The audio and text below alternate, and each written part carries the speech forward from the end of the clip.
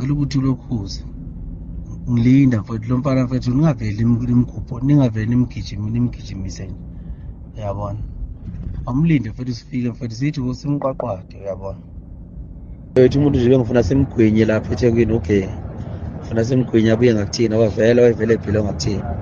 so sikwazi ukuthi kule nto esiyicabangayo emicimbi eqondene nathi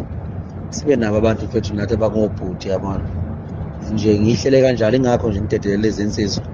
umshofo noShilisi ukuthi beye engomeni yakhe okay mase mbeke ngapha nje okay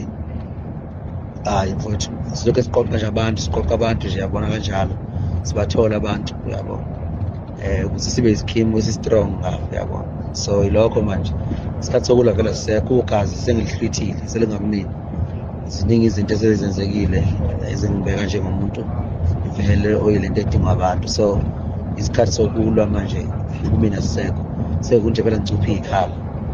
ukuthi la ngenze njani ngabe usebenzile lapho lo umuntu une network kakhulu uyamdinga impela ma uthi khona indlela impela awuqinise impela awuqinise buhle ngoba vele naye sike sathi ukukhuluma umuntu ongathi uzojampela ngapha eGoli ufuna ukuza ngapha eGoli khona into afuna ukuyenza ngapha eGoli so ngiyacabanga ukuthi kwakho ukudlelwana nomuntu ofana naloyo ngiyacabanga ukuthi kuzosebenzela wendoda wendoda yabona manje mfowethu i9 selingatholakala noma yini manje kubi mfowethu kumele uthole ama-bodyguard kubi mfowethu ngoba ngakutshena ngeke phela mfowethu ukuthi unyaka nonyaka umkhuba kathi abompeki khona kuzovela mfowethu ama-bodyguard ndoda eyi awukwazi ukuyiqala manje lento kanje ngoba ngonyaka odlule wenze nje uyabona wenze nje